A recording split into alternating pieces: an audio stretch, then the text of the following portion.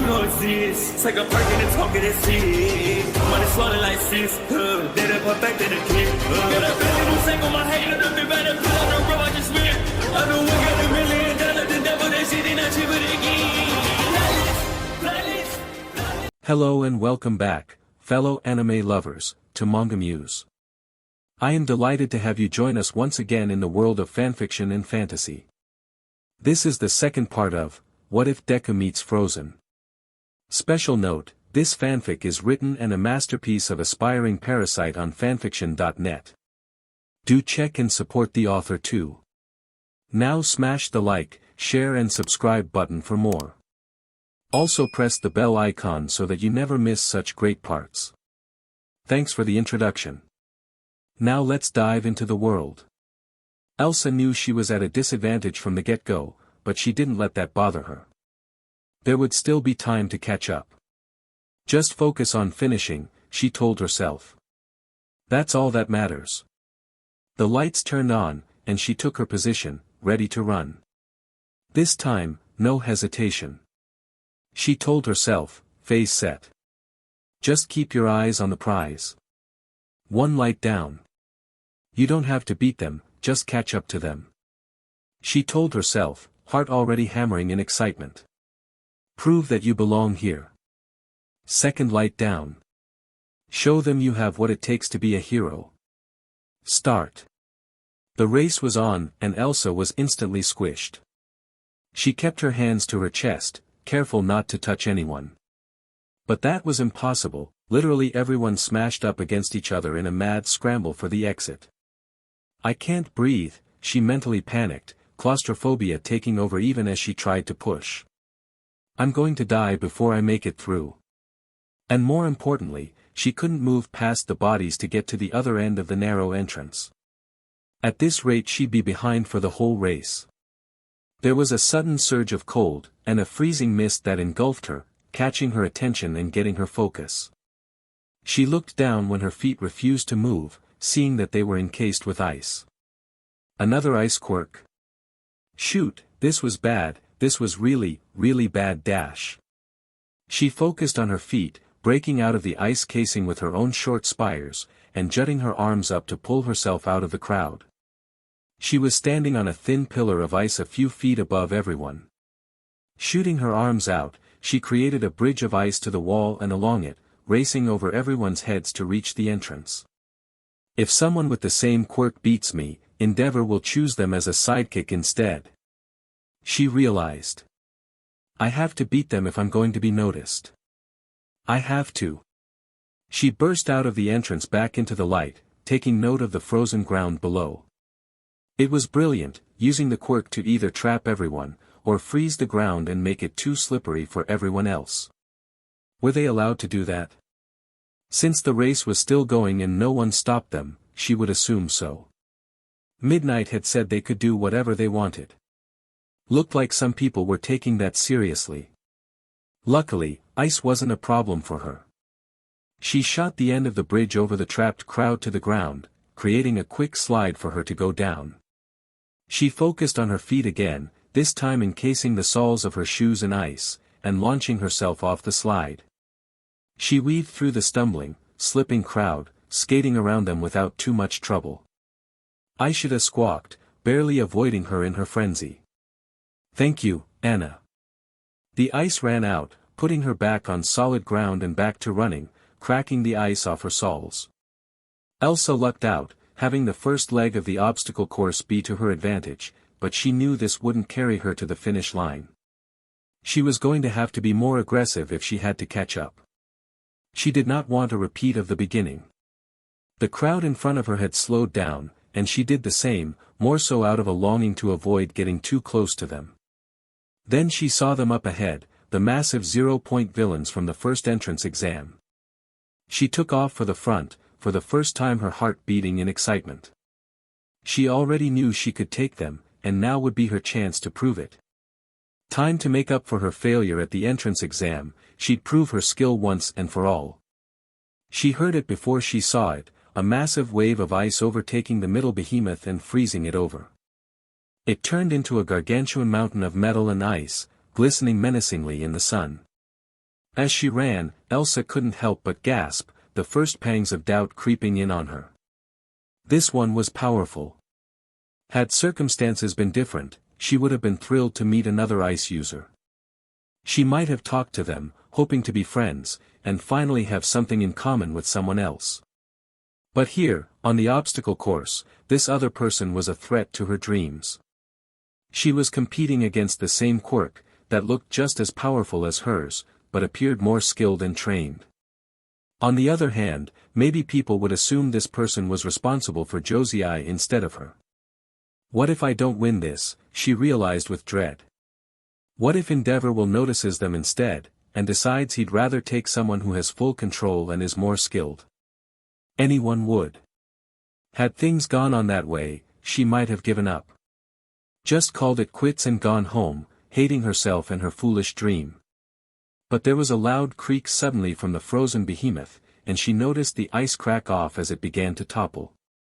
And because she had never stopped running, she burst through the crowd, just in time to see two students near the robot, right in the way of its fall. "Watch out!"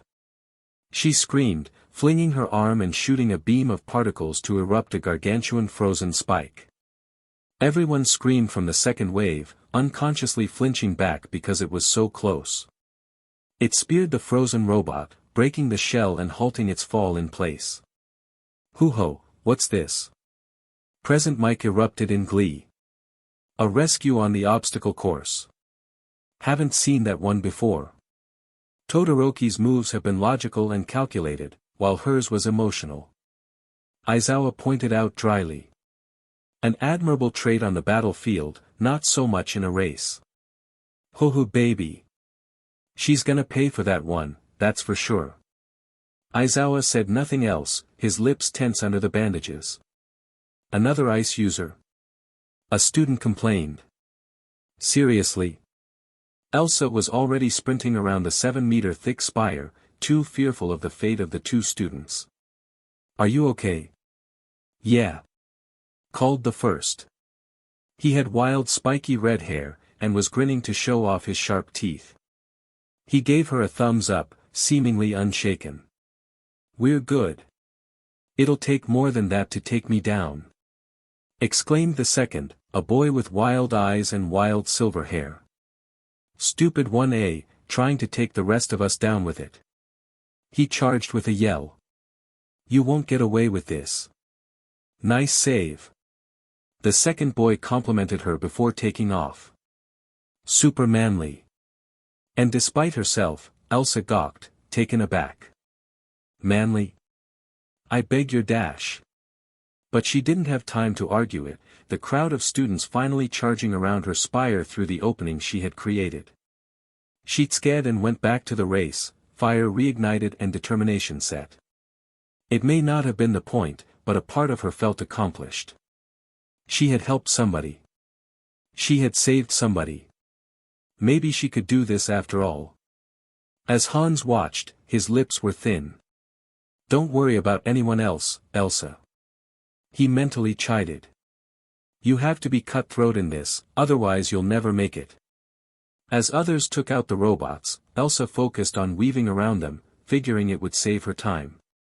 Some were doing the same thing she was, using other people's efforts to get ahead. At least until they got to the other 0-point villains. She saw others using their quirks to jump over it, wondering briefly if she could do the same. She could shoot a pillar of ice under her feet and try jumping over it. "No, it's too high, even for me," she realized. "And it's still moving, it could hit me before I got down." A robot jumped out at her side, and she speared it instantly to shove it out of her path, focusing back on where the last 0-point villain awaited her. It was true that Class 1A had more worldly experience than her, and was more trained for combat. But when you spent over 6 months thinking you were the most terrifying force to man, every other fear simply fell away like an obstacle, and every enemy was simply an opponent to take down. She fired her icy beam at the massive behemoth's body, encasing it in ice. The robot targeted her, bringing its arm out to try to slam into her. But she charged forward, moving her ice up to spread it to its head and freeze it and its arms solid. She made it just in time, the massive arm creaking to a halt before it hit her. Yes, made it, she grinned in triumph. Now I just need to dash. She stopped, seeing its legs still stomping around, and inwardly cursed at her carelessness. It was still functioning and near impossible to pass safely. She was just about to freeze the bottom half, when a loud bang erupted behind her, and the 0-point villain shattered to pieces. Elsa shouted, shooting up a wall of ice to shield herself from any flying debris, and looked behind her to see a girl with her top half unbuttoned, wielding a cannon. A cannon? Elsa couldn't help but gape. She can create cannons. There was no time to gawk, however, everyone taking the opening to charge forward. Elsa brought her head back in the game and joined them. After going through the second leg, she needed to take a slight break.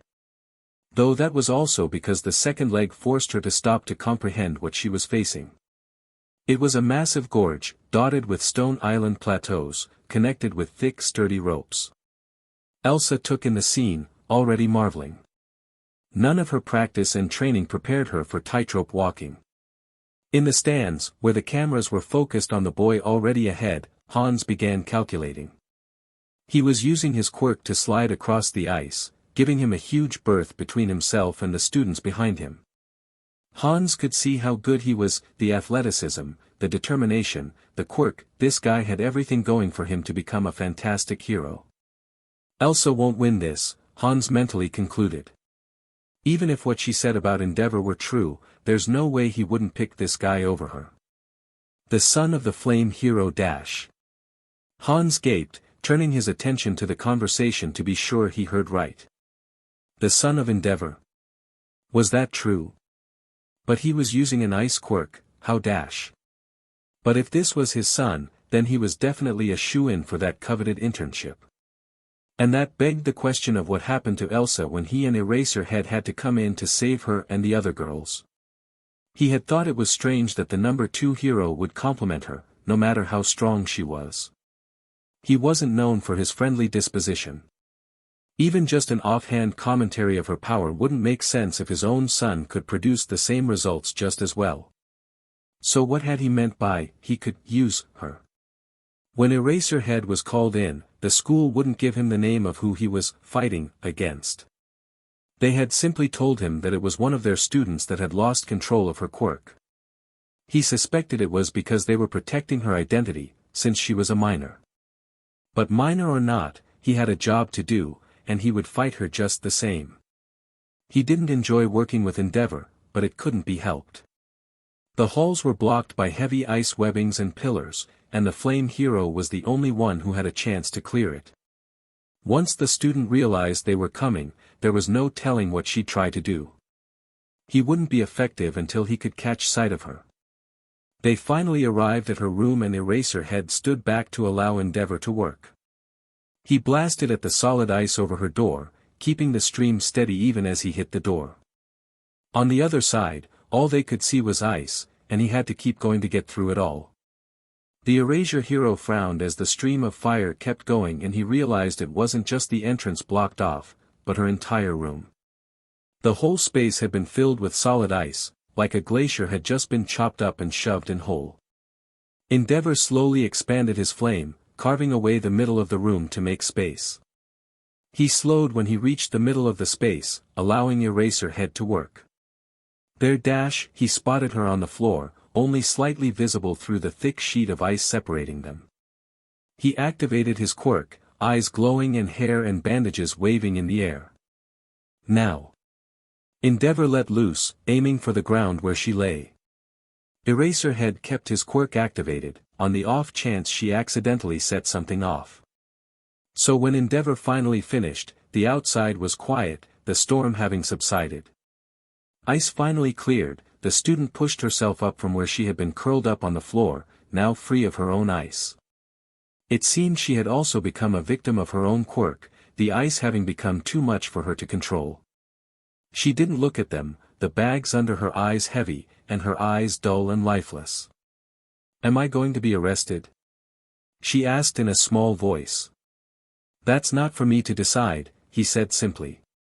The police will question you and decide what to do with you. She hugged herself, hunching over. I didn't mean to hurt anyone. I didn't realize my ice was spreading. We know, Eraserhead acknowledged. But we still have to bring you in. What are you planning to be? Endeavor's sudden question surprised both of them, but of course Eraserhead couldn't look away from the student. I'm going to run my father's company, she answered, then cast her eyes down. Or at least, I was supposed to. Humph. Deeming his role over, the hero turned away to head back out. A waste. I could have used someone like you. She blinked after him, a little light returning in her eyes with question. Eraserhead extended a hand to beckon her to come out, and she crawled out of the space back to freedom. Once they were in the hall, he deemed it safe to stop his quirk, and walked with her in silence. The moment they came out through the doors, a woman that greatly resembled the student but with brown hair rushed to them, instantly hugging the teen. Oh, Elsa, thank goodness you're all right. We were so worried about you. After what happened to Anna, Anna? For the first time, the student's face flickered with fear. What happened to Anna? The woman covered her mouth, realizing with horror the girl had no idea of the extent of the damage she'd wrought. An officer came behind her then to ask for her, and Iduna felt caught. Mother, please, the student insisted, clasping her hands together, eyes flashing. What happened to Anna? She'll be all right, her mother assured quickly. Just go with the police and clear everything up. She warned. Let them know it was just an accident and you'll be fine. The girl looked to the officer fearfully, but with another glance at her mother, complied. It was as she was sending one last look at her over her shoulder that Elsa finally saw the outside of the building. Though the inside had been cleared, the outside was not, and massive veins of ice spidered over the 3-story building. The place where her room was had turned solid, with jagged lines of ice crawling out all over the building. Did I do that? Elsa gasped, barely getting her voice out as she looked on in horror over the damage. The snow had piled up against the base of wall and the roof, making it look like it had just encountered a snowstorm. I didn't mean to. She argued, even stepping back from the sight of it. I swear it was an accident. You can explain at the station, the officer insisted, neither harshly, nor gently. We'll decide what to do with you then. Her mother saw the problem first, gently taking her daughter's face in her hands and trying to smile reassuringly. Elsa, deep breaths, all right? Stay calm, everything will be all right. She nodded sightlessly, taking a shaky breath as she tried to steady her breathing. The woman finally pulled her hands away, hiding them behind her back. Eraserhead could see them having frosted over with a tiny sheet of ice. I'd better go with you, he told the officer, already heading for the van. Just in case. Elsa finally tore her gaze away, following obediently but keeping her hands and arms close. She seemed to be in a state of shock, even more surprised than everyone else that had been watching the events unfold. Job not over yet, Eraserhead slipped into the back of the van to ride across from her, settling in and expecting a long day ahead of him. Elsa took in her situation, weighing the pros and cons of her options. The easiest one would be just to build a bridge to run across, but the people right around her would just crowd her and try to use it too. Race advantage notwithstanding, Elsa couldn't be sure her structure would support all that weight at once. The simplest, safest option would be for her just to hold onto the rope and crawl across it, and truth be told if she had the time she might have just done that. But she could see people already traveling across, each one using their quirks in ingenious ways to speed them along. Was there any way she could give herself an advantage? Well, there is one way, she conceded, peeking over the edge to the dark depths below. It just might be a little tricky. Eraser Mike was focused on the other students up front, so she could focus on the rope in front of her. Taking a breath, she gingerly put a small tennis shoe onto the rope, letting her quirk bloom a tiny icy platform, no bigger than the sole of her shoe. Lifting her other foot very slowly, she tested the weight bearing. It seemed stable, and she let out a small sigh of relief. This seemed like a good option. This would force the people behind her to go one at a time, and the rope would still support all their weights. The best option she could think of. It was a good thing Elsa wasn't afraid of heights, giving her the chance to even pull this stunt, but it was still disorienting, the darkness reminding her that it was a long, long, long way down to the depths below. She moved slow at first, nerves and uncertainty making her test the waters as she brought each leg around to step delicately on the rope, but she was certain once she got the hang of this, she'd be able to at least walk across relatively quickly. Until the rope shook. About a quarter of the way over, she gasped, wobbling at the sudden weight drop. She looked over her shoulder at a boy who was taller, and heavier than she was, and a little more daring. He had his eyes on the platforms, walking with his arms out and heedless of the predicament he was putting her in. Hey, stop. She protested. At least wait until I'm across. You're taking too long. The boy snapped as he took another step. Move faster. Of course, with her head turned she was even more off balance, and the shake of the rope toppled her. She gasped, falling forward and snatching the rope, hugging it with her arms and legs. She swung around at dizzying speeds, hanging upside down off the rope. The disturbance rocked the whole rope, toppling the boy and putting him in the same predicament. I told you, she snapped. Couldn't you have been a little more patient? This is a race, stupid. You don't just wait around. Irritated at the stupid comment and this whole predicament, Elsa shot out a wave of ice from the bottom of her soles over the rope, sealing the boy's hands and legs to it. He squawked in protest, trying and failing to pull his arms out. Hey. Oops, my bad, she said airily. Guess you should have waited. You stupid brat. He snapped at her, yanking and wiggling fruitlessly. Elsa paid him no heed, already crawling up the rope. Get me out of this. She kept her eyes on the rope, mentally grumbling at her predicament. Looked like she had to crawl the first leg after all.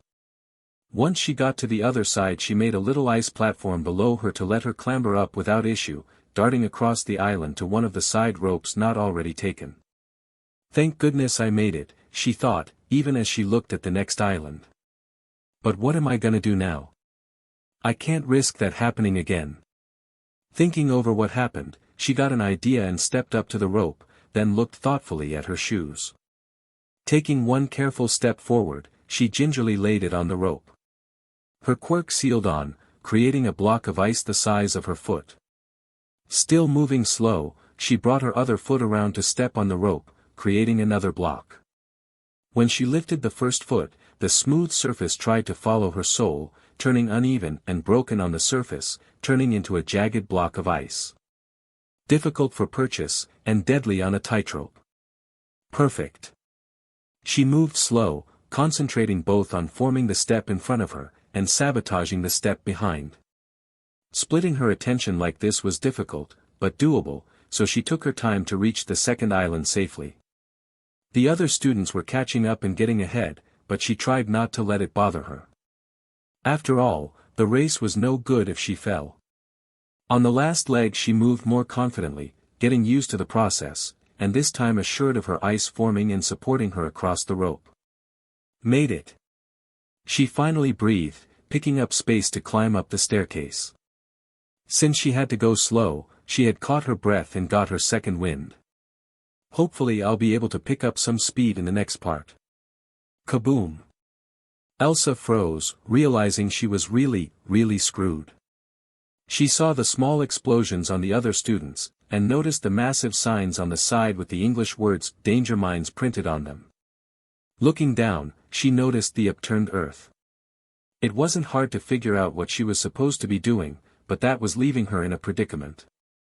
Another explosion made her flinch and she internally cursed her luck. Anna had been trying to startle and surprise her the last few months, so Elsa trusted herself to have some control, but that was still different from being sent by an explosion. One sudden scare and she could let go and freeze someone. Boom! She jumped, automatically cupping her ears.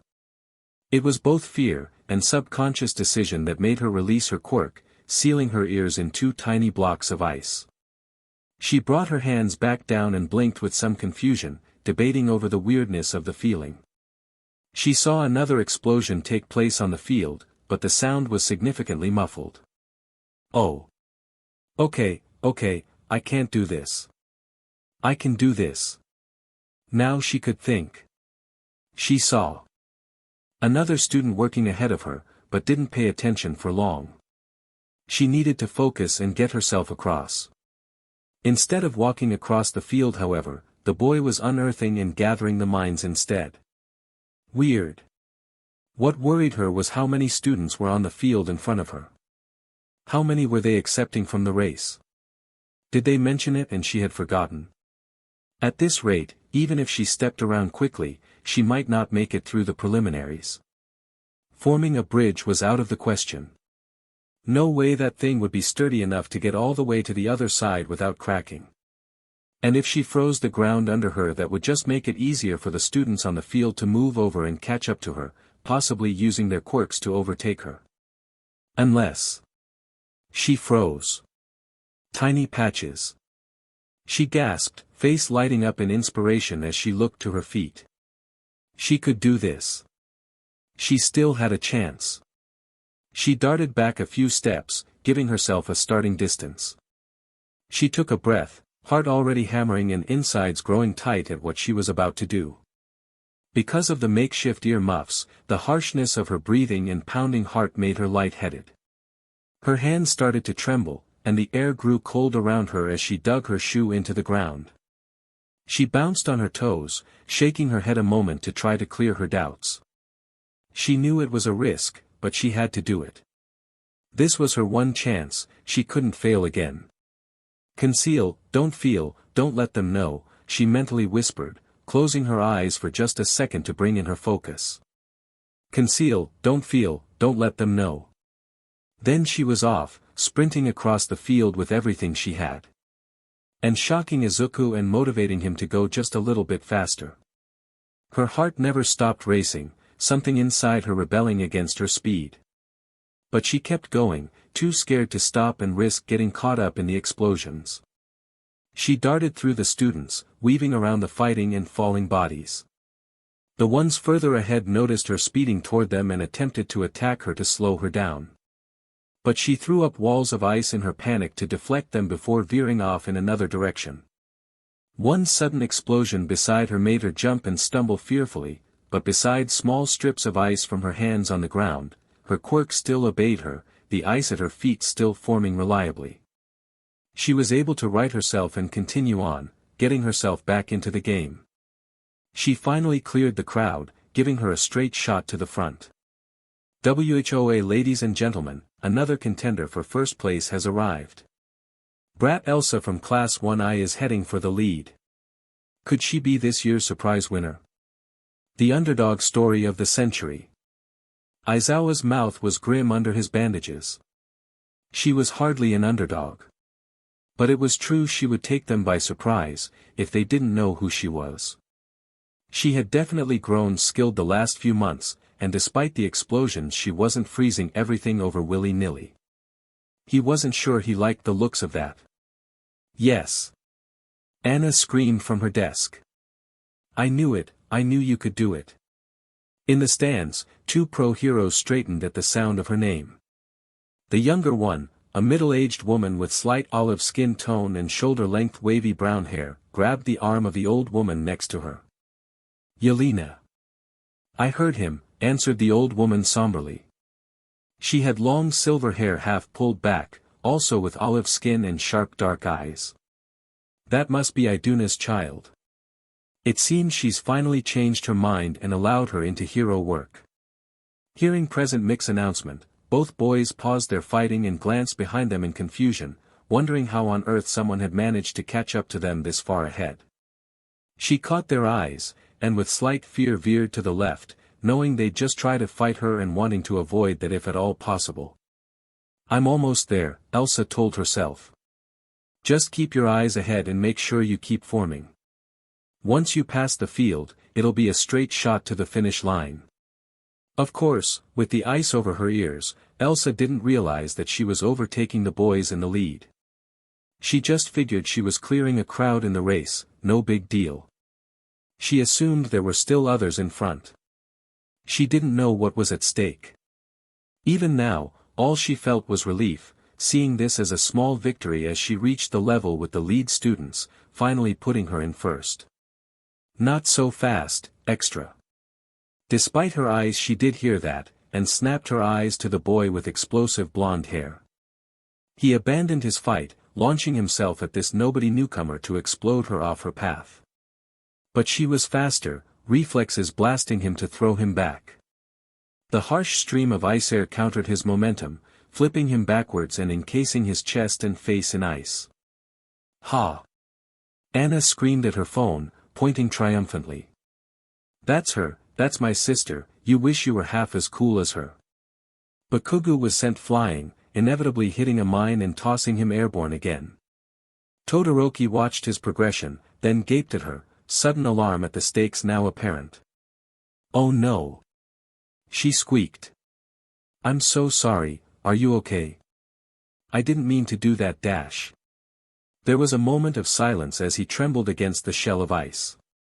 But a burst from his hands broke it, and he managed to shatter it off. DMN it! He screamed, finally righting himself from the last accidental explosion. Now he was seething at her, pointing at her and exploding in his rage. You're going down too, got it?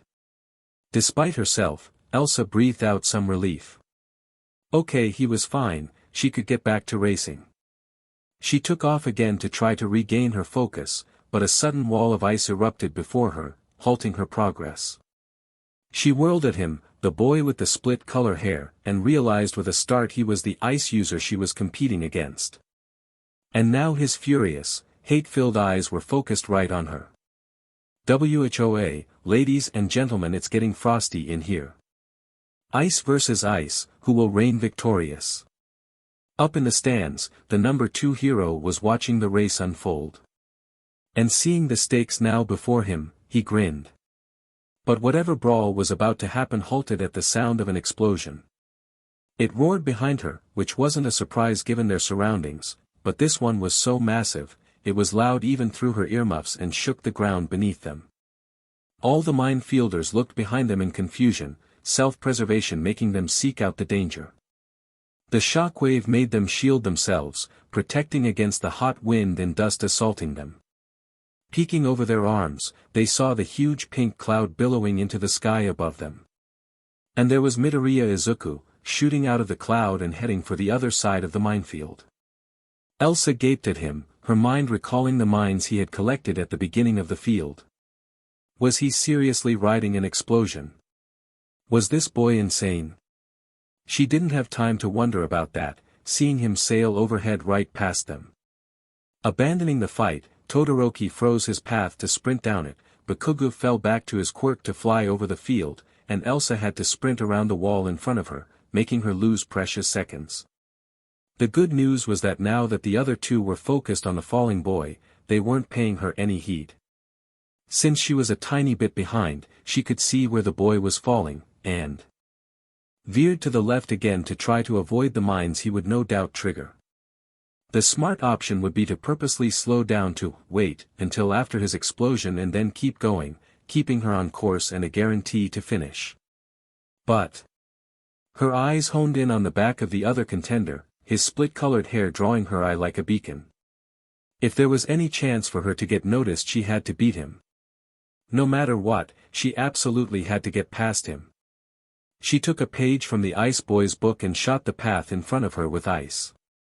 But she took it one step further, taking a page from the Crazy Boy's book and creating a large, round, slightly curved shield of ice in her hands, sliding it onto the path and leaping into it. Crouching down and gripping the edge of the shield with her left hand, she used her right to shoot a beam of icy air to propel her forward. She rocketed down her path, speeding back up to the boys and leaving a trail of spires in her wake.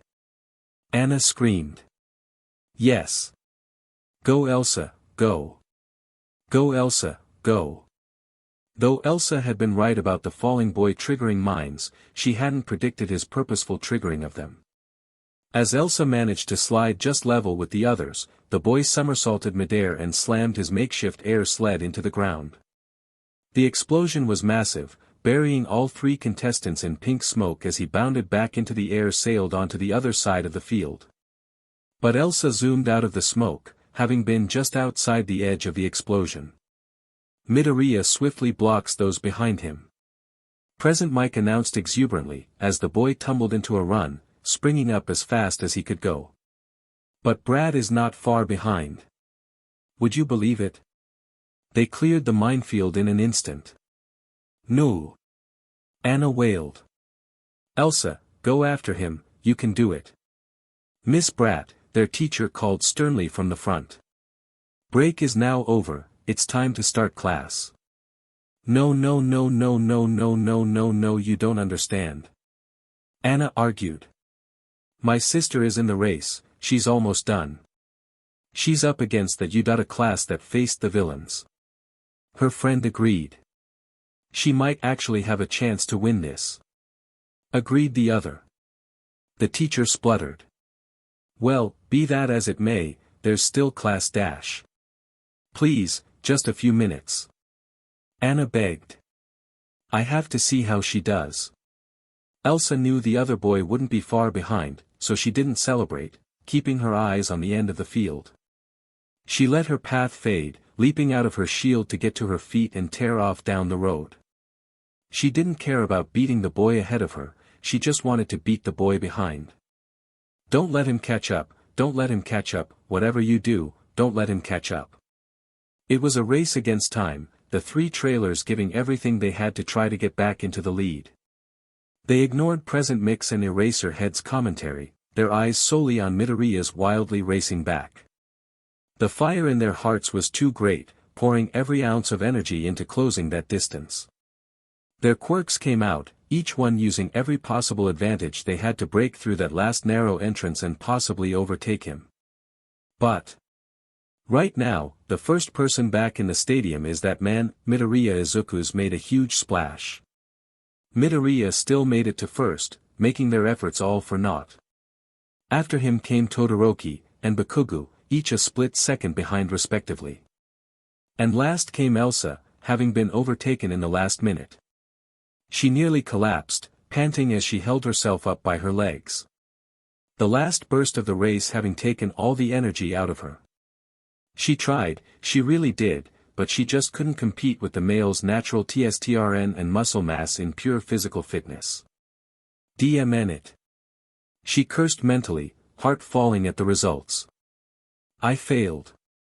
Perhaps if she'd had more training her whole life she could have stood a chance, but she could only trail in behind him. It was just so frustrating, having tasted victory for just a moment, only to have it snatched so cruelly from her.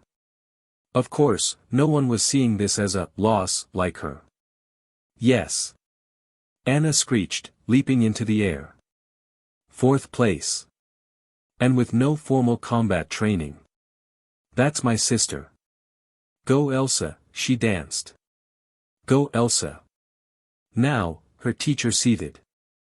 If you are quite done dash. Oh. She squeaked, getting back into her seat. Right, so sorry. She conceded, quickly shoving her phone in her pocket. Getting into 4th place after being in the business course. One of the pros commented. Why isn't she in the hero course? She must be training by herself after school. That's crazy she's able to keep up with them. The two olive-skinned heroes that recognized Elsa conferred between themselves. I thought Agnar didn't want her practicing her quirk.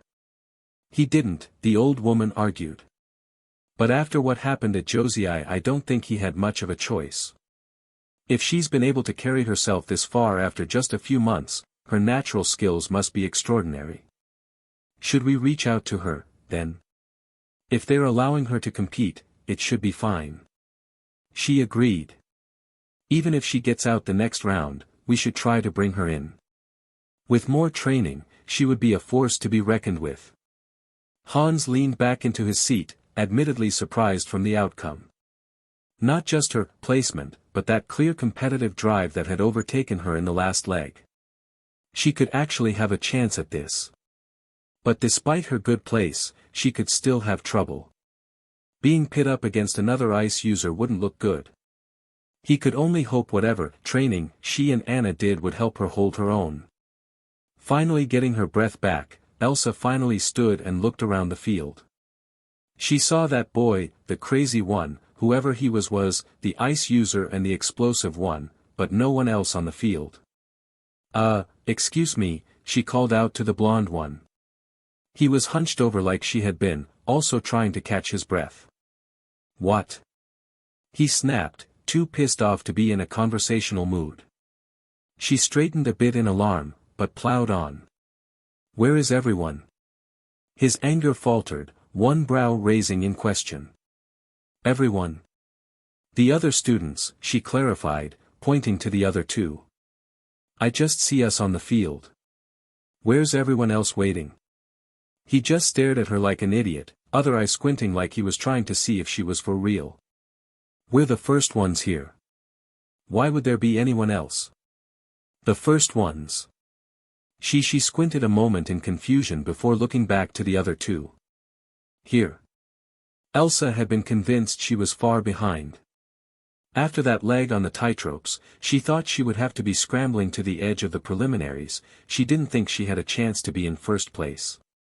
But as the reality sunk in, very slowly, her face bloomed in odd realization, her heart growing light in joy. She got to the front. She had gotten all the way to the front. Of course Bakugou didn't share her enthusiasm, too dumbfounded by her cluelessness to even be perturbed. Weren't you paying attention to the announcements? He couldn't help but ask, finally straightening to stand. He jabbed a thumb at the sound booth. They weren't exactly being subtle. Oh. Her confusion broke into realization. The ice. She reached up with both hands to the chunk of ice on the right side of her head, making a face and wincing as she roughly tugged off the little block. I couldn't hear any of the details through it. I thought they were just making commentary. As she held it up, he just stared at it, gobsmacked.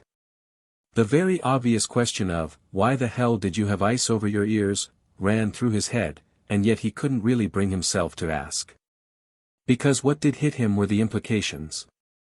He twitched. Hey. He said slowly, raising his eyes back to her. Are you telling me you were gonna try and beat me without realizing you were going into first place? Is that what was happening? She breathed in wonder, and then chuckled bashfully, that explains a few things. I was wondering why you two were going after me so hard. He twitched again, bulging BLD vessel throbbing as he leered at her. You.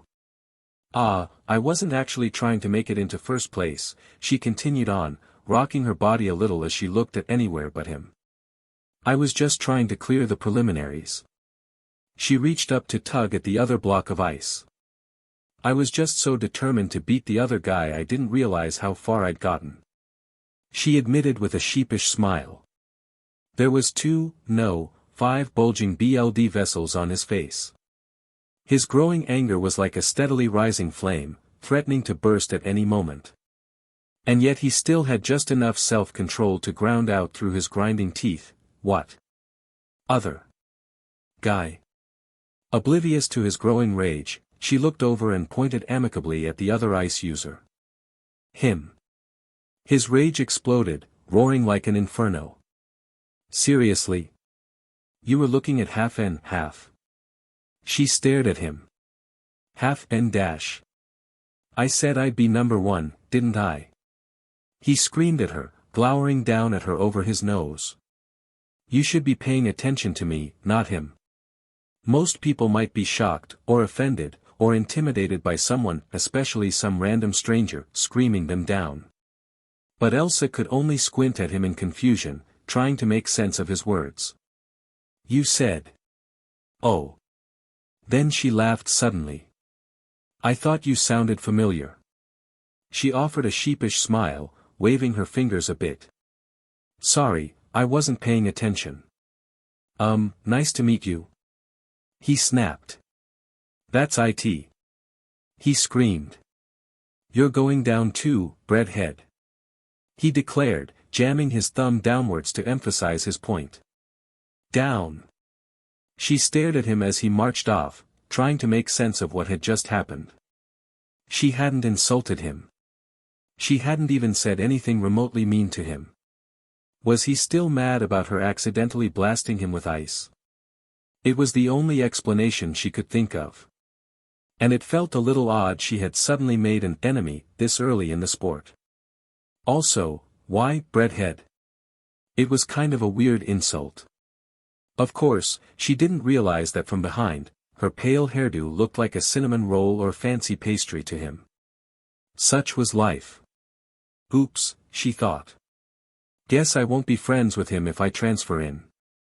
Their conversation had been impossible to miss, given the sudden volume, and Todoroki was thinking.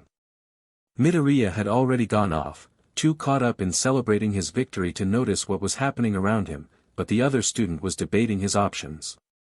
He looked into the stands, where he could see his father watching the field with interest. His navy suit and flickering flames were impossible to miss.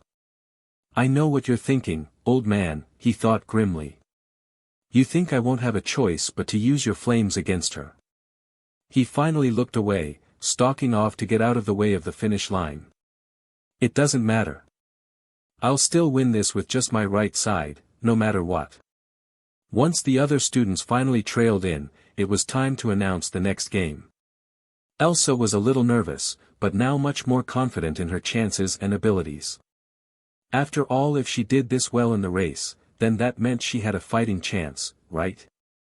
A quick glance at the scoreboard finally told her the name of her opponent. Todoroki Shoto. That was the boy she was targeting. 10 million points. 10 million points, Midoriya choked out in dread. And for a second, a split second, Elsa felt blood lust take her, honing in on the easy, humongous target splayed out before her. Victory. She looked over the crowd, thought process coming back online as she considered possible strategies. All the faces were honed in on him too. He's an easy target, which means most people will be fighting over him. But then that means I may be able to target him. Her eyes honed in on Todoroki again, considering the chances of getting him out in this leg of the competition. This sport wasn't directly related to athleticism and combat, just teamwork and quirk use. And when it came to group projects, Elsa was used to taking the lead. She may have a chance in this after all. He glanced at her suddenly and she turned away, cursing her luck at being caught. He leered at her, knowing what she was planning instantly. Now it was time to make the teams. Elsa would have to ask people what their quirks were before joining one to get a better idea of. Let me be on your team. I have a stretching quirk, I can totally reach the headbands. Oh, that's good dash. Pick me too, I've got crazy good stamina.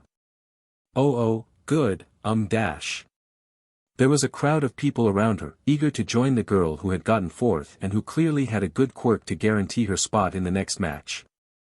But Elsa had always had trouble finding partners in the past, never having been particularly popular in school.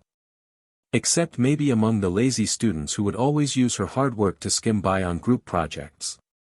That's great, dash, so now she glanced at all the faces, trying to keep everyone straight as she scrambled to plan. How about, you, and dash. Hey, a boy cut in. He looked rather ghastly, with heavy bags under his eyes and wild untamed violet hair. You're in the business course, right? What are you doing competing? She turned to the unfamiliar face, although to be fair, every face was unfamiliar to her here. Elsa waved him off. It's a long story, but right now I dash. She froze, something in her brain snapping as something took over. Shinso grinned and cocked his head. Perfect. Follow me. He led the way out of the group, and she followed him obediently out of the disappointed crowd. There were two other students already gathered, with the same blank, unassuming expression as her. He glanced over his shoulder to her, smirking with a gleam. Welcome to the team. When Elsa awoke, the competition was already over. Good work everyone, Shinso declared, hopping off the cavalry with his headbands victoriously. And warn me about your quirk next time, brat, he said, teasing. You almost froze my leg off. Her heart lurched in alarm, looking down at her hands. A thin sheet of ice had solidified on the skin, telling her she'd been releasing her quirk for a while.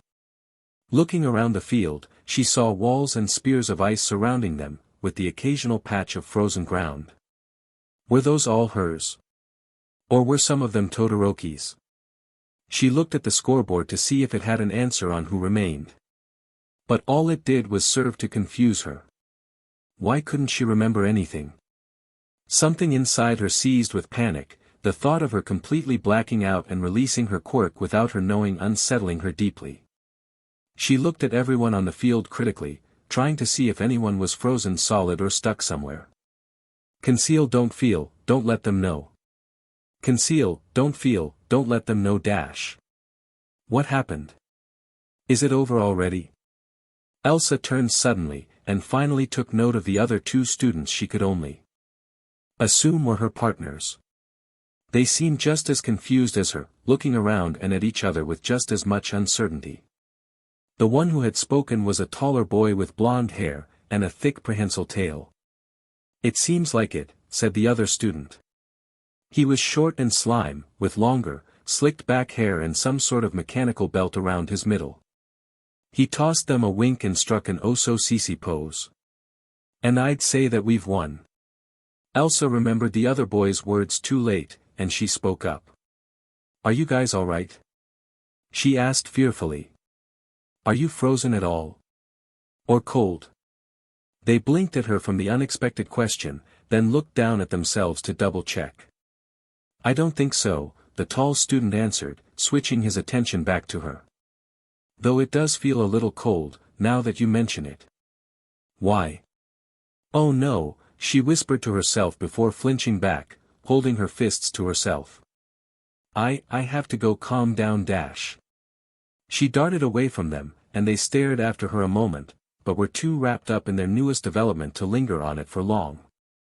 From the stands, Hans texted Anna, telling her that Elsa had made it to the next round. But he was thoughtful as he looked down at the field, wondering over the events. Looking close, he could see the tiny glistening patches of ice trailing her team, like she wasn't fully reigning in control. And really, the fact that she was one of the carriers instead of the leader just didn't fit her profile at all. She would have known she couldn't hold someone with her bare hands without putting them in danger. And honestly, he would have assumed her to want to take control of the team anyway, both with her upbringing, and the conscious longing to win from the last race. Strange. He'd have to ask her how on earth the other student had convinced her to go against her usual MO. He didn't like not being able to predict someone. Either way, it looked like both Todoroki and Elsa were moving on to the final games. Time to see if all their training had paid off. There was a lunch break before the next round. Elsa waited a bit before following everyone to the cafeteria. Once she calmed down, she got her lunch, despite not being hungry. The anxiety had tightened her stomach into knots, but she knew she'd need fuel for the next leg of the competition.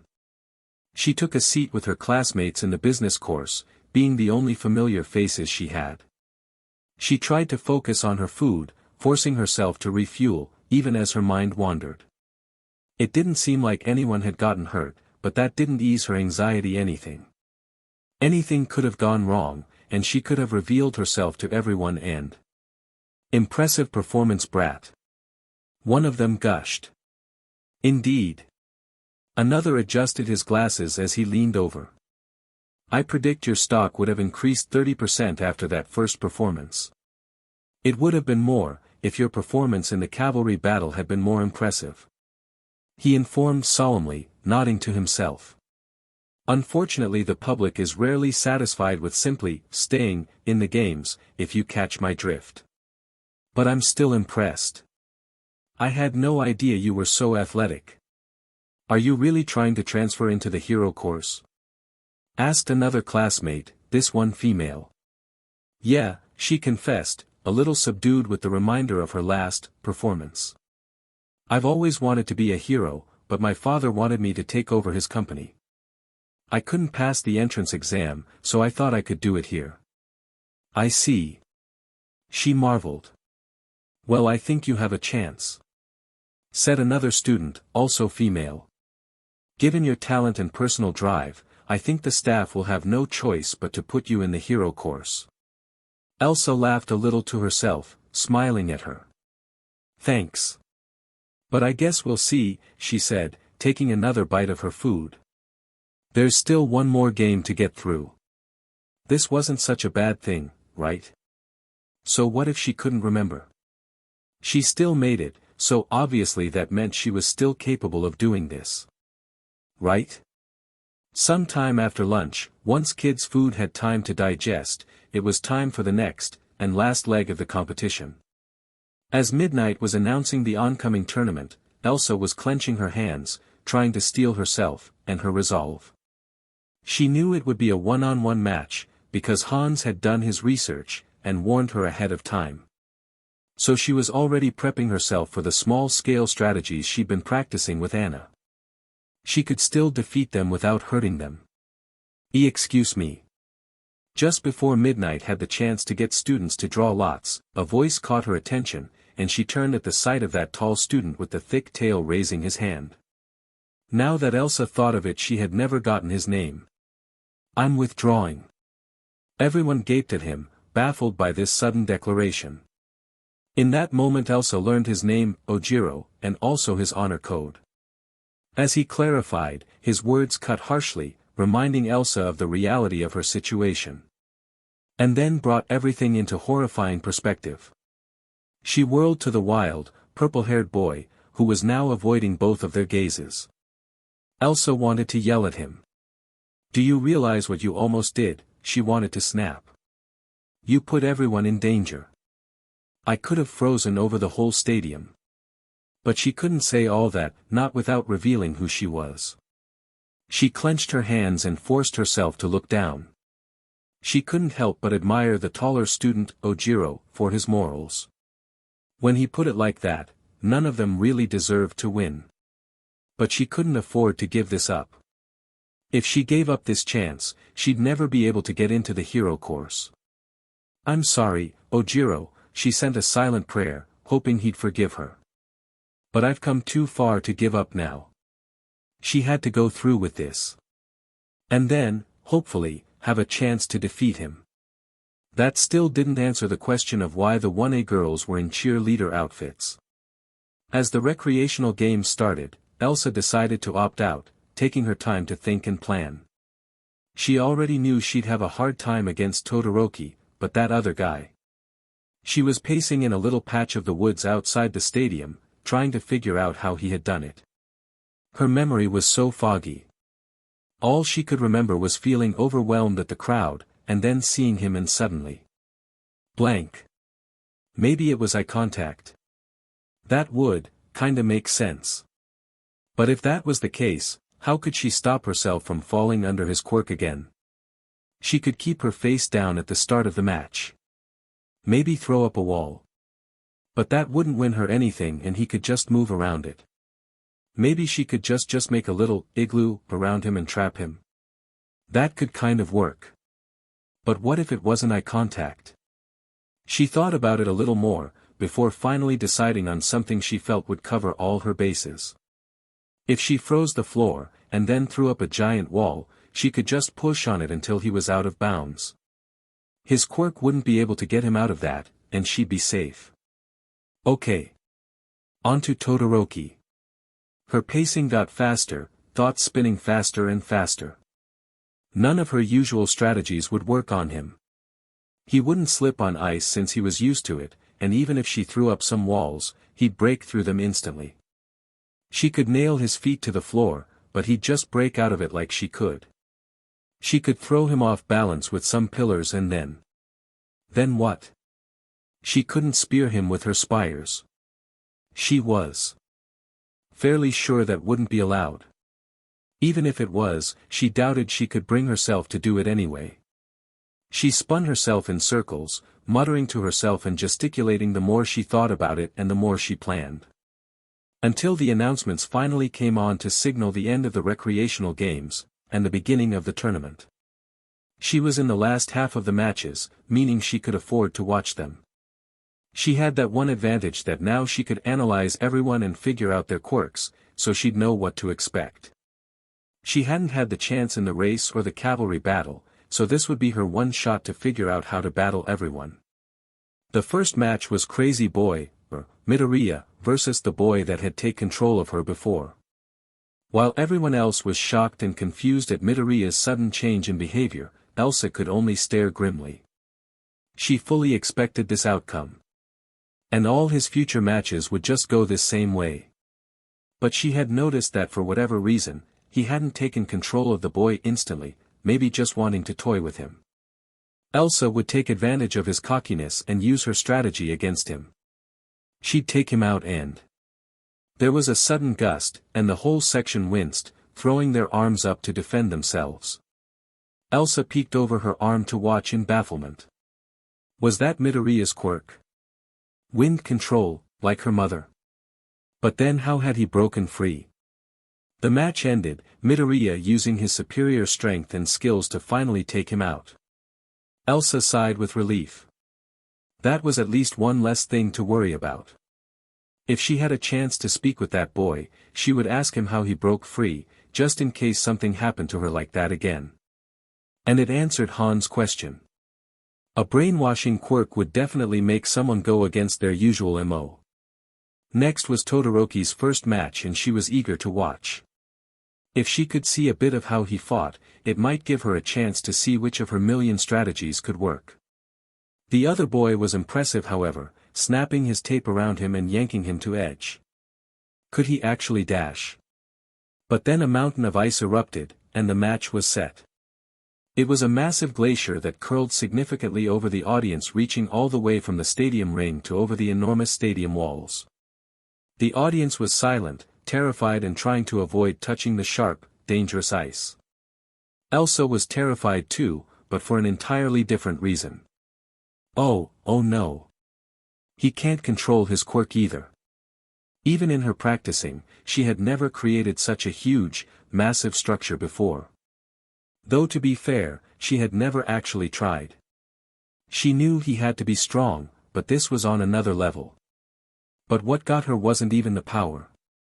It was the cheers of the crowd around her. Don't myheroacademia. As they began to reassure him, the one who lost, not the winner, Elsa's couldn't help but feel despair. Of course they would be cheering for the poor, trapped boy in the ice, who would congratulate such a monster in his victory. She gripped her hands tight, eyes on her lap as her chest became tight. They would think the same thing of her, if she ever released her full power. So panicked at this idea, she didn't pay close enough attention to notice Todoroki approaching his opponent and classmate. She didn't notice how he was quite literally thawing Zero out of the mountain of ice with his left hand. All she could think about was how this had thrown all her strategies out the window. She couldn't even pay close enough attention to the other matches to take good notes, too fearful as she rethought her strategies. If he was going to go huge from the get-go, then she'd have to go big just to keep up with him. How was she going to keep herself under control like this? They'd just keep trying to out-ice each other until they froze over the whole stadium. Think, Elsa. Think. Before she realized it, her own match was up, her classmate having to nudge her to remind her. She darted downstairs, shaking her head to clear it. This next match she didn't have to get worked up over. It was with the boy that had been with her on the cavalry team, the shorter one with the mechanical belt. She would just immobilize him, and it would be done. So the moment midnight announced the start, she threw her arms out, shooting out her particles and sealing the bottom half of his legs in ice. Normally, people might see that, and think how quick that was. It would be useful against most villains in a fight, to be able to trap them easily like that. At least, that's how most of the audience saw it. What? Izuku jumped from his seat, leaning over the wall like it would give him a better look. How'd she do that? Do what? Kirishima blinked. Todoroki makes ice all the time. I mean, just make the ice appear like that. Randomly. He pointed to the stage emphatically. She didn't touch the ground or anything. It's like it just magically appeared out of nowhere. He flipped his notebook instantly, furious, scribbling down in it as he began analyzing.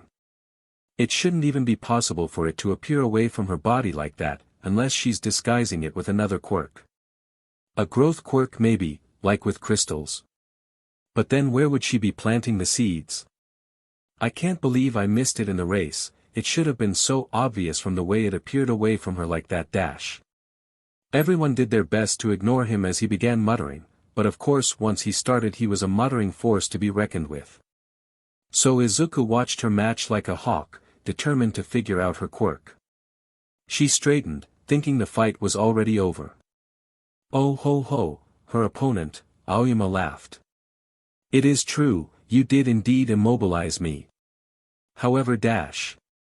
He laced his hands behind his head, jutting his hips out with a wink. I can still fight. And then the large glass circle on his belly began to glow with light. Elsa gasped, jumping aside as she threw up a wall.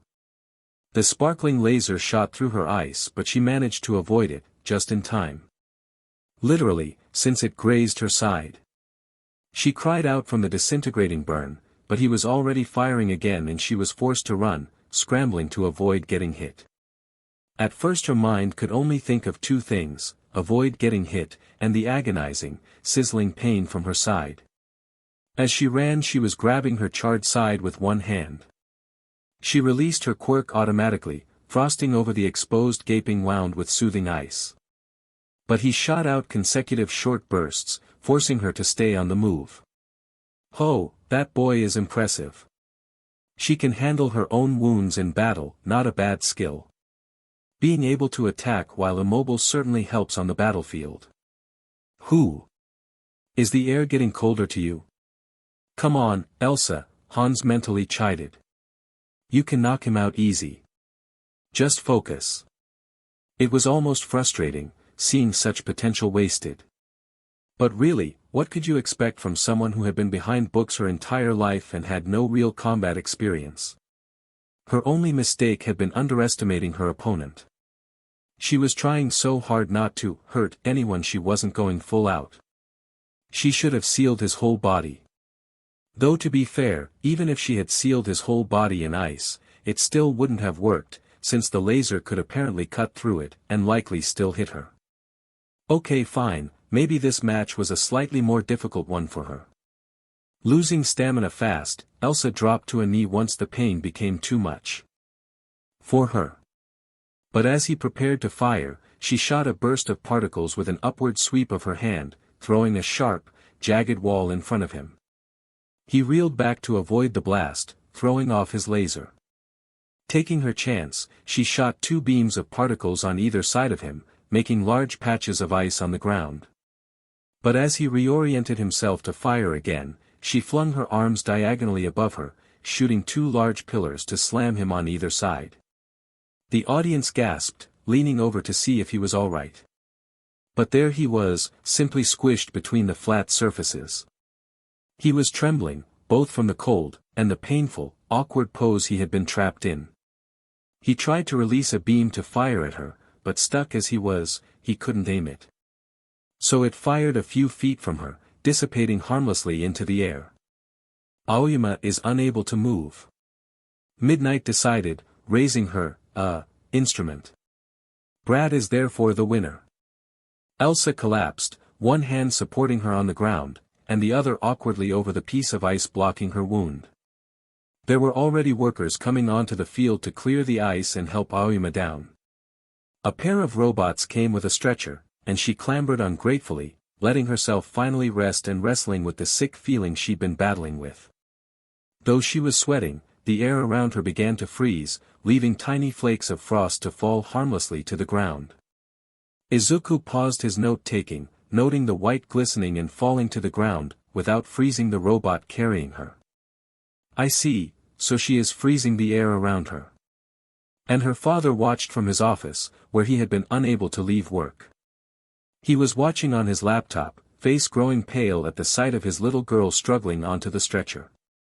He felt awful, because he knew she had worked hard for this, but he couldn't help but hope she would lose, and no longer be chasing such a dangerous occupation. From the sound booth, Aizawa relaxed his gaze, relieved he didn't have to trigger his quirk. Her scale and control had gotten impressive, and very clearly was no longer putting people in danger in the heat of battle. Granted, this was a tournament and not a life or death match. But whatever she had done to get this far seemed to be working, and with a little more practice would be a force to be reckoned with. Maybe she had a chance after all. Izuku was scribbling across the page lightning fast, trying to take down as much information as he could muster. She can make large shapes, but it doesn't seem to be coming from her hands, but there's a strange phenomena in the air just before the ice appears, so maybe they're moving ice particles. It's likely she's building the structures instead of simply making them, so that would explain how she's able to add onto them after they're already made.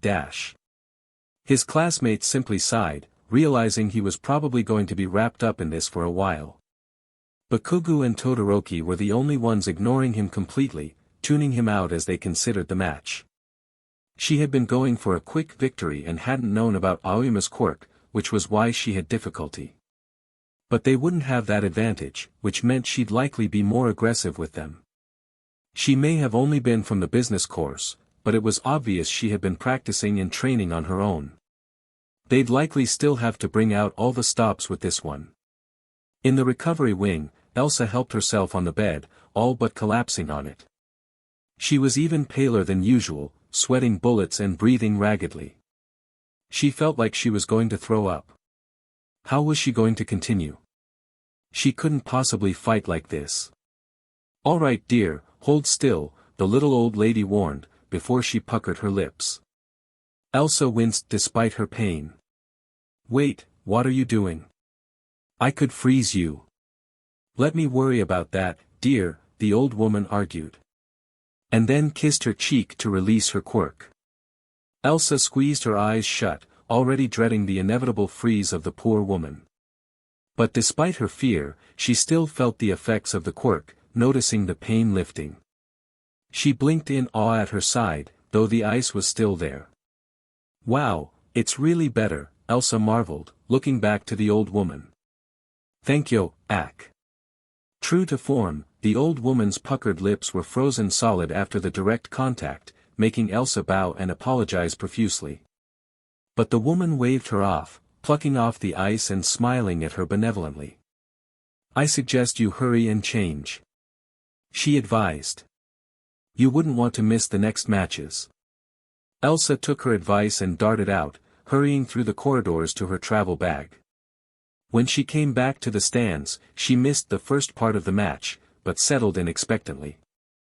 It was the girl she had noticed on the race who had made the cannon, and a boy with the head of a crow. He was keeping her on the defensive, using some kind of moving shadow to strike her. Interesting, and very effective. It definitely stopped her from making anything dangerous that could take him out. So he pushed her out of bounds, thus ending the match. Elsa joined in the clapping automatically, making a mental note to be careful of that one. That shadow could easily go around her defenses and try to attack directly. All of these kids were surprisingly strong and powerful. And if I can win this, soon I'll be joining them, she realized. I can be just as good as them. She would do her best to pay attention to the next match. She didn't want to be caught off guard and make a mistake like her first match. She would have to stay focused and on guard, no matter what. She recognized the blonde boy instantly when he came on, now more than a little curious. He had been so angry at her before, so now she had a chance to see what he was made of.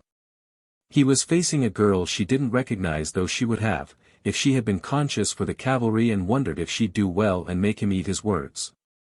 Then the match started, and Elsa just about jumped out of her seat. The explosion rattled and the smoke billowed through the stage, starting the match off with a bang. And Elsa could only stare in horror, already pale face going even whiter. His quirk is explosions. It seemed like this tournament was going to be a lot more difficult than Elsa first realized. As she watched the match, it was clear from the get-go that the girl, Uraraka, was at a disadvantage. No matter how fast or determined she was, no one could take a direct explosion to the face. Yet Elsa couldn't help but admire her, watching her get up again and again to try to take him on. She's not even flinching. Elsa noted somberly, seeing her constant turnaround and charging. I have to be as determined as she is, no matter how terrifying it is to be able to charge forward and give it everything I have. Well, almost everything. It was impossible to ignore the booing. And although they weren't even directed toward her, Elsa curled in on herself. Of course he would look like the bad guy, with the scales tilted so dramatically in his favor.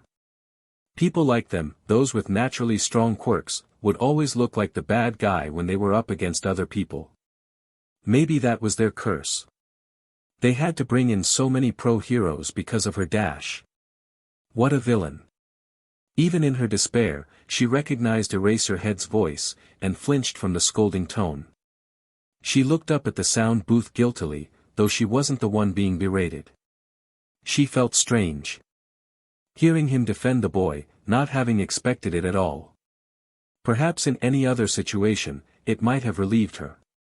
But honestly. So he doesn't mind his quirk. Her face fell even further, something in her heart breaking. Of course he would. No one is in danger because of him. He has full control. The end of the match yanked her out of her self-pity, the meteor shower shocking her in awe. Did she really dash?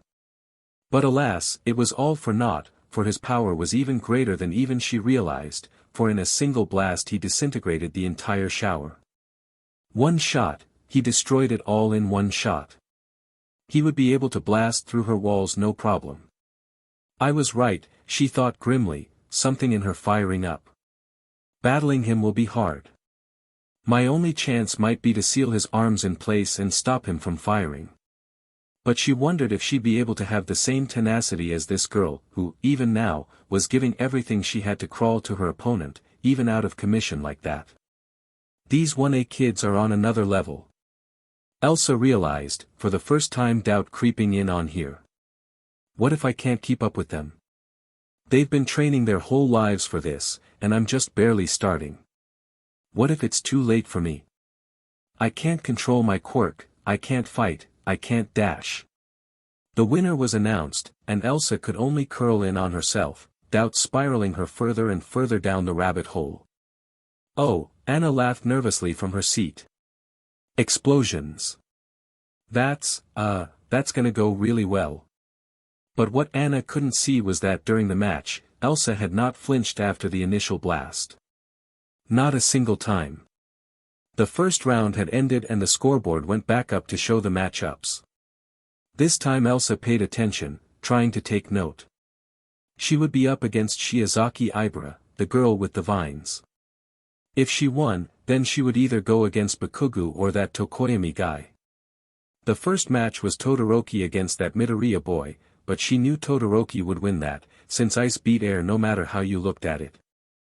The match after his was an Ida Tenya against a Kirishima Ijiro, so she really didn't have any idea how that would go. She had been so zoned out during their matches she hadn't seen them in battle. Hers would be the third. But this at least gave her an idea of what to expect. When they prepared the first match, there was a charge in the air she couldn't deny. Something's happening, she realized as she watched the two march up to the ring. Things were getting serious, and even from this far away, she could tell by the way they carried themselves something was different about this match. They're going to be bringing their all into this. She had known for a while now that she was going to need to do the same thing. No matter what, she couldn't hesitate. She'd have to be like them. Start. It was instant, a gust of wind that shattered the shooting wall of ice and blasting half the stadium. Everyone else flinched and shuddered at the attack, but Elsa merely shielded her eyes to keep any debris from flying in. Cold never bothered her anyway. I don't understand dash, she leaned in, like that would help get a closer look to the platform where everything was happening. I thought his quirk was wind. Wind doesn't break ice. So what was this then? A shockwave? Some kind of vibration. Whatever it was, she had a few chances to figure it out. The same pattern played out several times. Todoroki would fire, and Midoriya would shatter his attack in an instant, blowing him away and forcing him to summon his ice like a blockade against the ice, which Elsa totally made a mental note to use for herself later. What was Midoriya using? How was he defending against him? And why was he holding his hand out like that? Todoroki changed up his strategy, going in for a closer kill with his ice. The entire stadium watched in rapture as he closed the distance on a spire, only for a direct flick from Midoriya to shatter his pillar and send him jumping into the air. Wait. Midoriya changed his attack, clenching his left first and throwing a punch straight into the ground, blasting away the boy and his ice away. That boy! Elsa realized in shock, even as she shielded her face from the dust and air. He's that boy from the entrance exams. His quirk is strength. Strength that was so raw and powerful, it was enough to shatter a wall of ice and create a gust of wind just from a flick of his fingers. But Todoroki was not out of the ring just yet, saving himself with his ice staying in bounds. Ingenious. I never would have thought of that. Elsa realized with some despair. We're not even close to being even. I can't. She couldn't beat him. She knew it, in the pit of her gut, that if she went up against either of them, she wouldn't have what it took to take them out. This whole thing was pointless. Had she been allowed to wallow in her self-pity, that would have been the end of it. But how could one give up, when in the middle of witnessing a climactic match? Todoroki keeps attacking with overwhelming power. She jumped back into reality, finally noticing Midoriya's stance. He's hurt himself, she realized with some alarm, as she noticed his broken arm hanging by his side. His quirk actually hurts himself. As the final ice pillar closed in, there was a sense of relief both in finally seeing the boy's weakness, and realizing he would be eliminated without a hitch. Of course, the only one who was invincible was All Might, and it wasn't like she was going up against him. And then Midoriya attacked, and all Elsa's impressions of him flew out the window. He's attacking even though he was hurt. Why? Was he really that determined to win? Elsa got hit once and she felt ill. How was he forcing himself to attack like that? Then again, wasn't this the same class that had faced those villains before? Maybe they didn't feel pain the way they did. The two began speaking, thought what about Elsa couldn't possibly imagine. But as he stood there, catching his breath and waiting for Todoroki's next attack, Elsa couldn't help but feel a rising surge of horror. He was refusing to give up even with how much pain he had to be in. What was he even thinking? He was constantly putting himself in danger for the sake of this tournament, where all 1A kids like this. It was practically the opposite with Elsa, her constantly trying to keep herself calm and behind books to do the right thing. He was incredibly brave and determined, unlike her. What Todoroki did next caught Elsa so off guard, she almost couldn't process it at first. As he started running, at first she started wondering if he saw his ice as futile, since Midoriya just kept breaking through it. But then she noticed he was running slowly, and she lurched forward to grab a hold of the railing. Cold, he's cold. Of course, just like that time at Josei. When she had been surrounded by her own ice, and used so much cold it began affecting her body. He had the same limit she did. Of course, why didn't she think of that before? Brat? Her classmate ventured hesitantly. Are you okay? What? She turned her head to look at him. Of course, why? Why you're smiling? She hadn't even realized it in the moment, but the big, crazy grin was still there, splitting her face and lighting her eyes almost manically. She flinched slightly, hand going to her face as though to see for herself, before wavering bashfully. Sorry, it's just. I think I know how to beat him. They had both slowed, and it was clear they were reaching their limits. It seemed like a race against time, an endurance match to outlast the other. As Elsa watched, she realized the match could really go either way. Whoever won would be incredibly powerful no matter, she would have her hands full. But now that she could see their weaknesses, she had enough confidence to know that. It's your power, isn't it? What? Why would he suddenly yell something like? In a single instant, Todoroki's entire body went up in flames. This is dash. And with it, Elsa's dreams.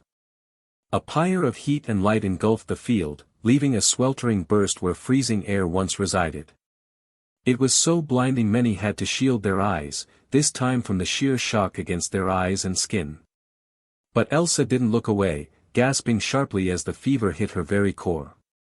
Shoto! The entire stadium jumped, turning to see Endeavor making his way down the stairs.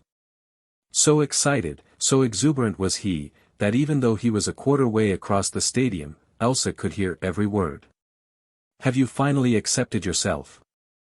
That's it. Good. It all starts from here for you. A stab of pain went right to her heart. No. With my BLD you will surpass me. It can't be. You will fulfill my longing. No. Endeavor suddenly shouts encouragement. Such a doting father. And with that, Elsa's knees gave out from under her, falling beside the rail. As the fire from his left side thawed out the cold on his right, both elements ignited spectacularly in a display of strength and power.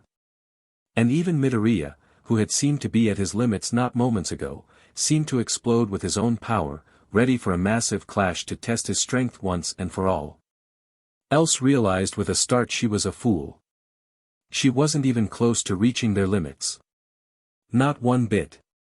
Her ice activated before she realized what was happening. An explosion from the heat of Todoroki's left side triggered a massive shockwave throughout the stadium, thus triggering her quirk.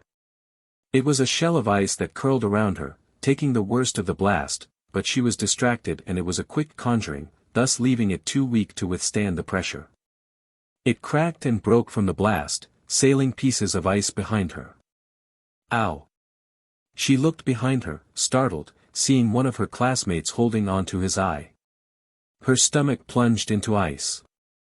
Niji-kun. His friend exclaimed. Are you alright? Yeah. But man, what happened?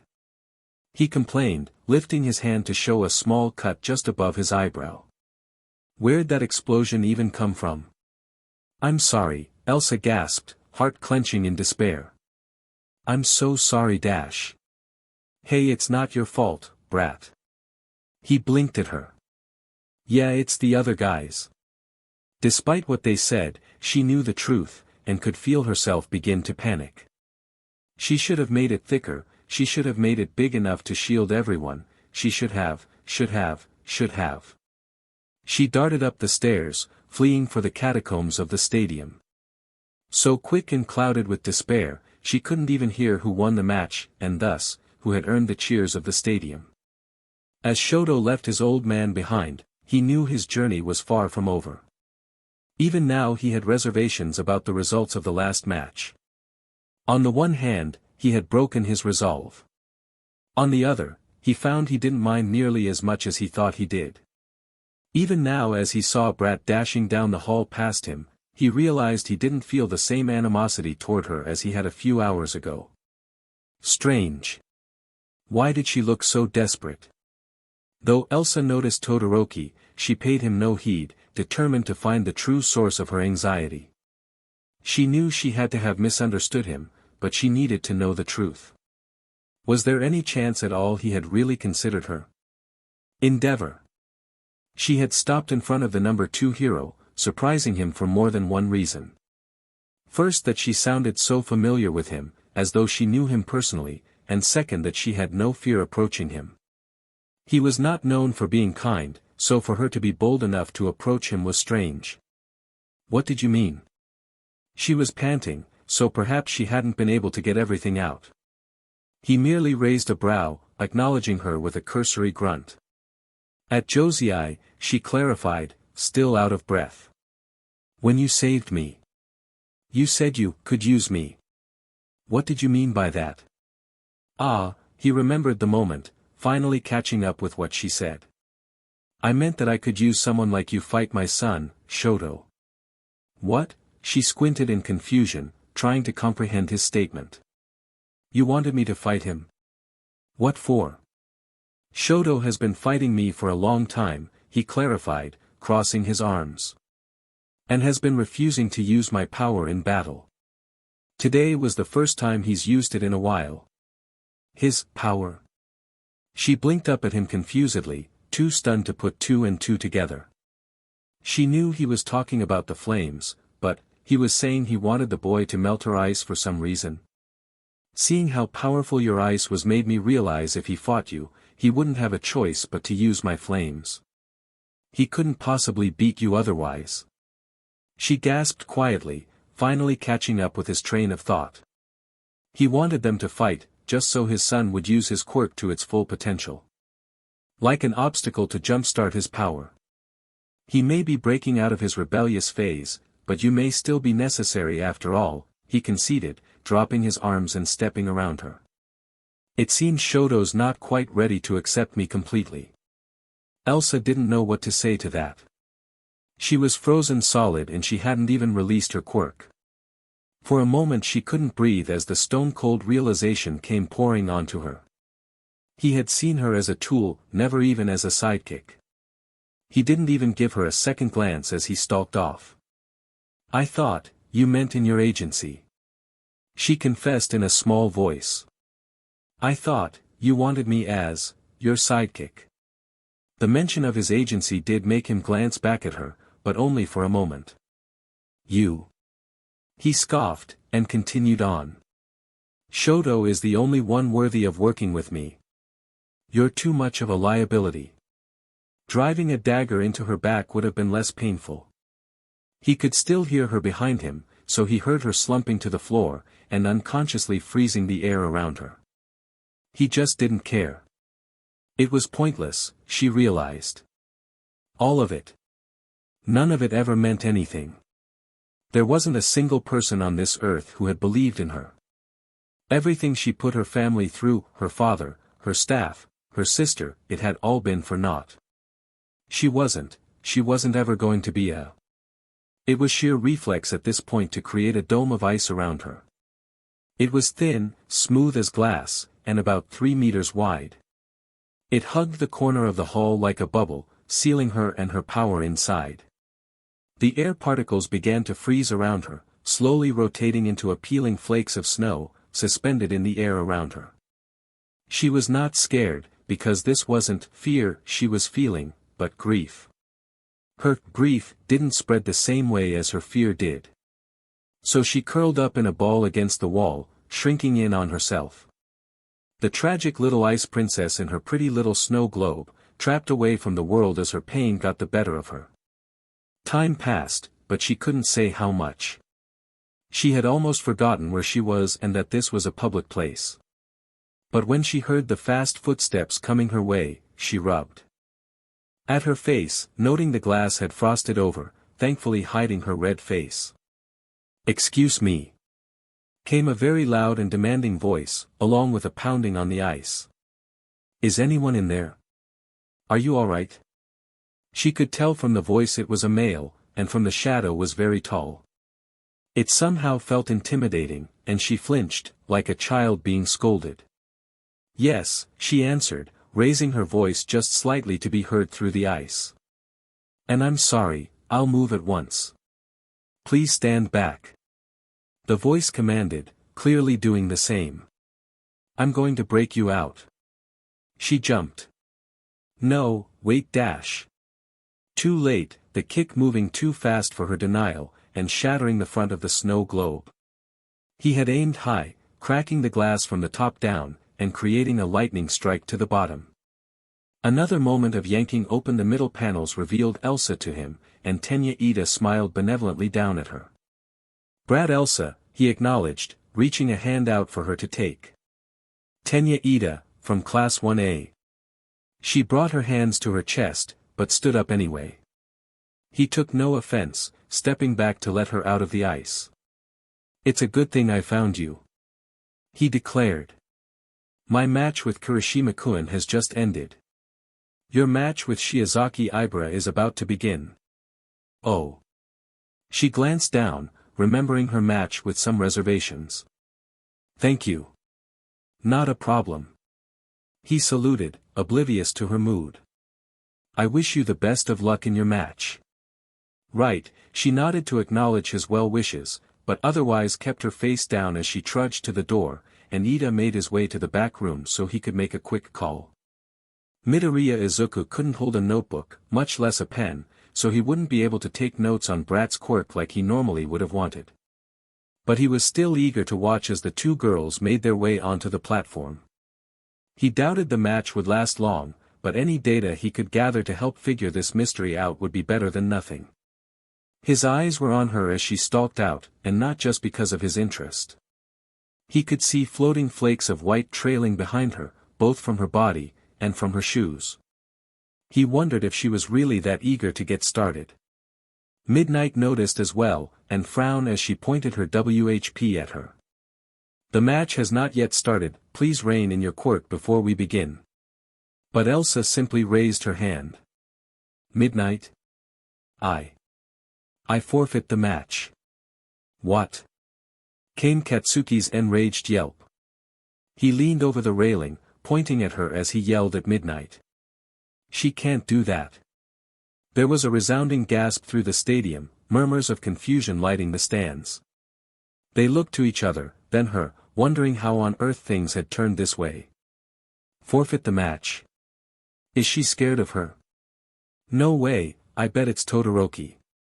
Yeah, she must realize it's pointless. She should have at least beat Shiozaki to get a higher ranking.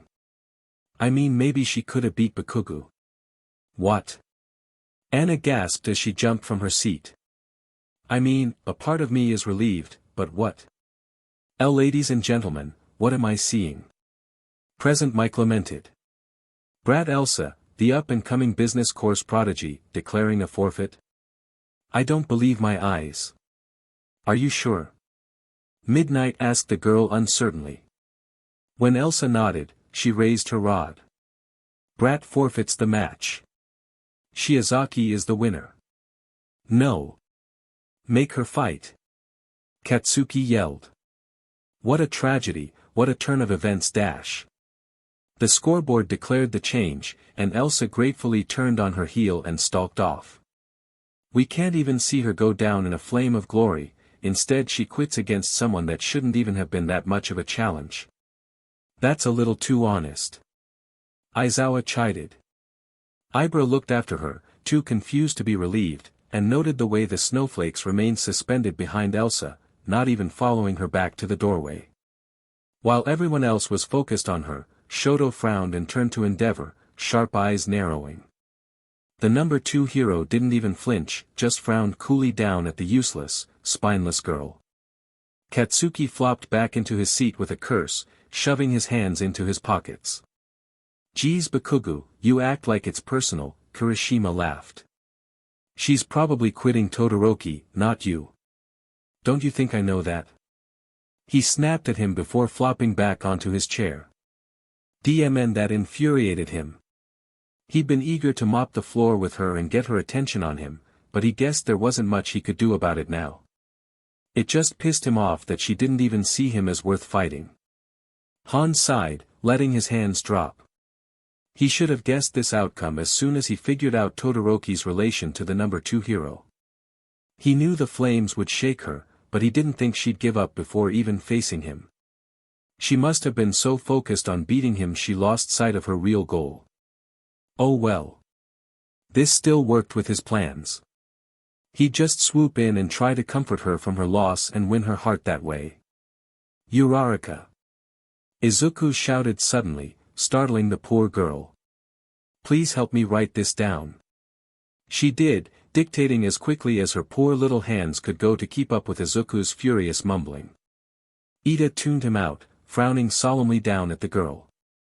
Only now did he start to suspect that maybe he hadn't rescued her like he first assumed. Should we still try to reach out to her? Asked the middle-aged woman with the long hair. We can try, Yelena conceded. It will be up to her whether or not she accepts. So alright folks, that's all for today. Stay tuned for more crossovers. Do subscribe, like and share for more such videos. Also check out the story and author Aspiring Parasite on FANFICTIONnet. Press the bell icon to be notified first on release. See you in the next video. Till then, goodbye.